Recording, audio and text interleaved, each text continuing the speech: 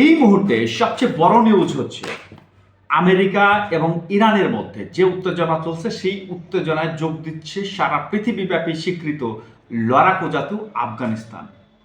কিভাবে যোগ দিচ্ছে? আফগানিস্তানের তালেবান প্রধানমন্ত্রী একটা ঘোষণা দিয়েছেন। তিনি বলেছেন, আমেরিকা যদি ইরানে আক্রমণ করে, সেক্ষেত্রে প্রতিবেশী হোক, মুসলিম রাষ্ট্র হোক অথবা বন্ধুত্বপূর্ণ রাষ্ট্র হোক, সেই প্রতিশ্রুতি রক্ষার্থে আফগানিস্তান সরাসরি ইরান আমেরিকা যুদ্ধের মধ্যে সংশ্লিষ্ট হবে, অর্থাৎ ইরানের পক্ষ হয়ে আমেরিকার সাথে যুদ্ধ করবে আফগানিস্তান। এখানে বিষয়টা হচ্ছে যে আফগানিস্তান পৃথিবীতে সবচেয়ে লড়াকু জাতির মধ্যে অন্যতম, কারণ সোভিয়েত ইউনিয়ন 1989 সাল থেকে 92 সাল পর্যন্ত কিন্তু তাদেরকে এক ধরনের আগলে রেখেছিল, আটকে রেখেছিল, নির্যাতন চালিয়েছে তাদের উপর।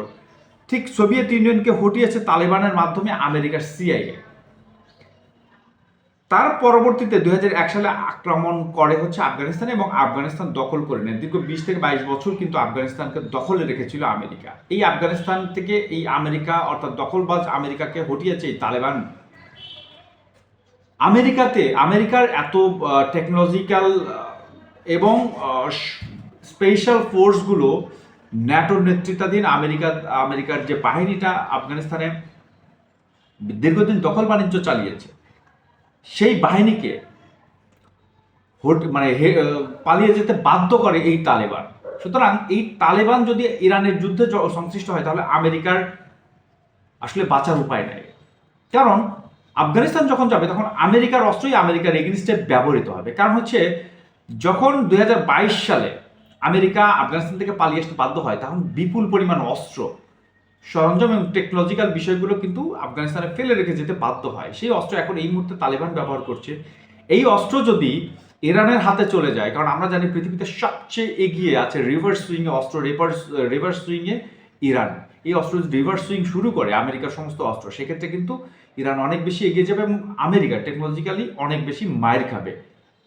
সুতরাং আফগানিস্তানের এই যুদ্ধে জড়িয়ে যাওয়া আমেরিকা এবং অন্য তার মিত্রদের জন্য অনেক বেশি আত্মঘাতীমূলক সিদ্ধান্ত হতে যাচ্ছে। একদিকে আমেরিকা, একদিকে আফগানিস্তান, একদিকে হুতি বিদ্রোহীরা ইয়েমেনের, একদিকে হিজবুল্লাহ, একদিকে ইরানি সশস্ত্র গোষ্ঠী, সকল মিলে যদি আমেরিকার বিরুদ্ধে যুদ্ধ শুরু করে, তাহলে আমেরিকা মধ্যপ্রাচ্য থেকে পালিয়ে আসতে বাধ্য হবে। অন্যদিকে আমেরিকা কিন্তু আরো বেশি মার খাচ্ছে অন্যান্য মুসলিম দেশের কাছে। আপনি ধরতে পারেন, এই মুহূর্তে তুরস্ক এবং সৌদি আরব একটা চুক্তিতে পৌঁছেছে। সেই চুক্তিটা হচ্ছে, এই মুহূর্তে ক্রাউন প্রিন্স সালমান কিছুদিন আগেই আমেরিকা ভ্রমণ করেছে এবং আমেরিকাতে সেখানে তাকে লাল গালিচা এবং উষ্ণ অভ্যর্থনা জানিয়েছে আমেরিকা। কারণ হচ্ছে, ক্রাউন প্রিন্স সালমান সৌদি আরবের জন্য এই মুহূর্তে তাদের F-35 যে অত্যাধুনিক যুদ্ধ বিমান, সেটার জন্য একটা চুক্তি করতে যাচ্ছিল।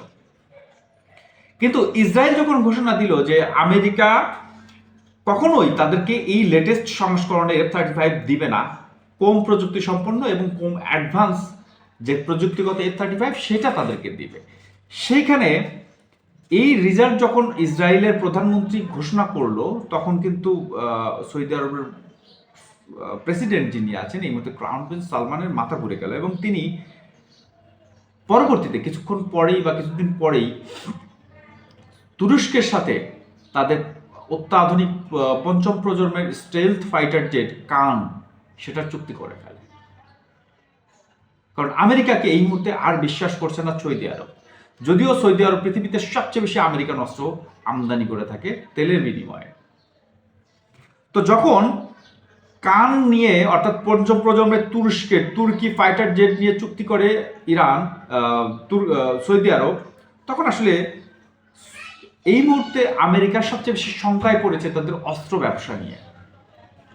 একটা বিষয়ে সৌদি আরব শর্ত দিয়েছিল, আমেরিকা শর্ত দিয়েছিল সৌদি আরবকে যে ভাই, তোমরা কখনোই পাকিস্তানের জেফ থান্ডার 17 যুদ্ধ বিমান কিনতে পারবে না, তার পরিবর্তে তোমাকে আমি F-35 যুদ্ধ বিমান দেব।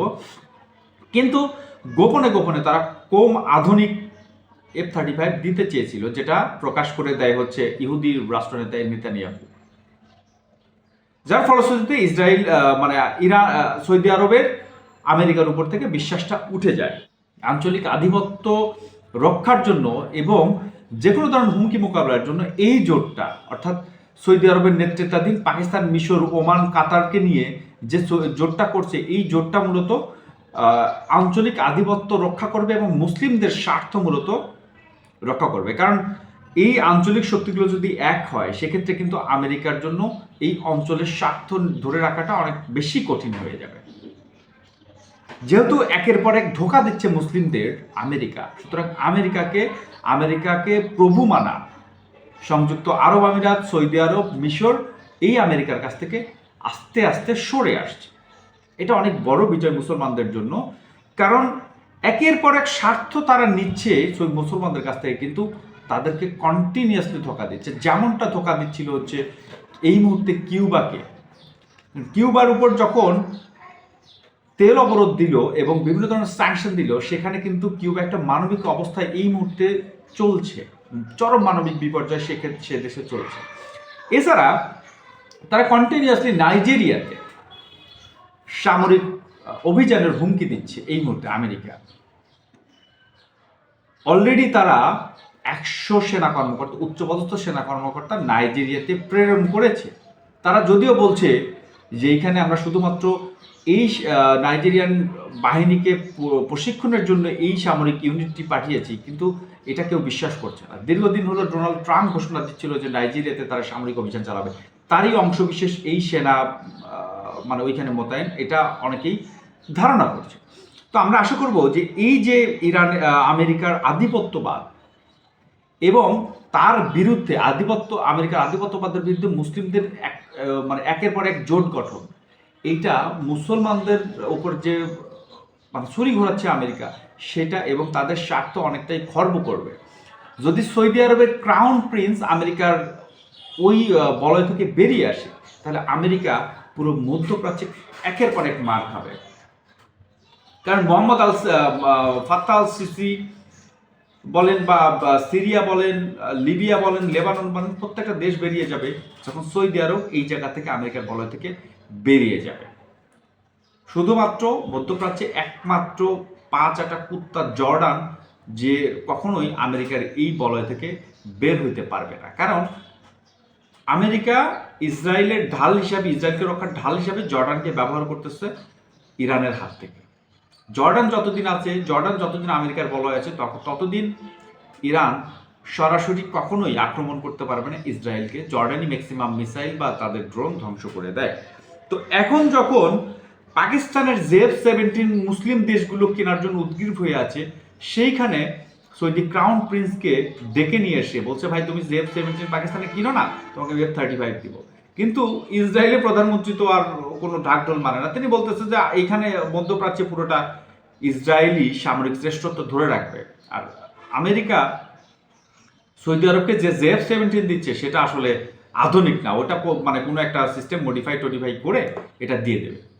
এইটা যখন শোনার পরে আসলে সৌদি আরব তেতে গিয়েছে এবং তারা একটা আঞ্চলিক জোট গঠন করতেছে, যে জোটের কাজ হবে আমেরিকা এবং ইসরায়েলের স্বার্থ বিঘ্নিত করা মধ্যপ্রাচ্যে।